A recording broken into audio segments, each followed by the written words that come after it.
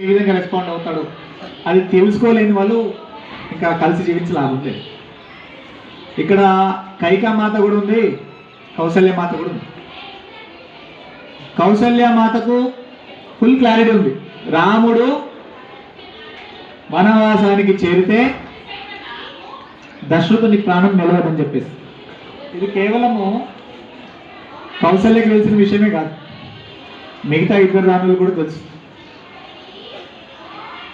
కానీ ఎంత దృఢంగా తెలుసు అనేది అది క్వశ్చన్ మార్క్. ఎంత డీప్గా ఎంత దృఢంగా తెలుసు అనేది.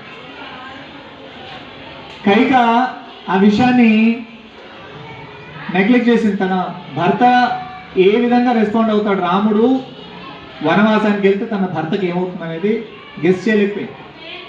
సో భార్యాభర్తల మధ్య ఉన్నటువంటి సంబంధం ఈ విధంగా ఉండకూడదు. ఒక పరిణామం, ఒక సిచ్యువేషన్ ఎదురైతే నా భర్త దానికి ఏ విధంగా రెస్పాండ్ అవుతాడు, ఎంత కష్టపడతాడు, ఎంత నష్టపడతాడు. అదేవిధంగా భార్య కూడా ఏదైనా ఒక సిచ్యువేషన్ ఎదురైతే తను ఎంత కష్టపడుతుంది, తను ఎంత ఇబ్బంది పడుతుంది అనేది భర్త కూడా తెలుసుంటారు. అప్పుడు ఆ దాంపత్యాన్ని ఏమంటారంటే అన్యోన్య దాంపత్యం అంటారు.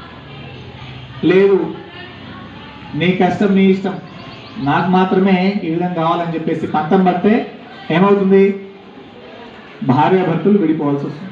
కాబట్టి మీరు అందరూ కూడా చిన్నపిల్లలు పెద్దగా అయిన తర్వాత పెళ్లి చేసుకుంటారు కాబట్టి ఒకటి గుర్తు పెట్టుకోండి, ఏ విధంగా మెదులుకోవాలా.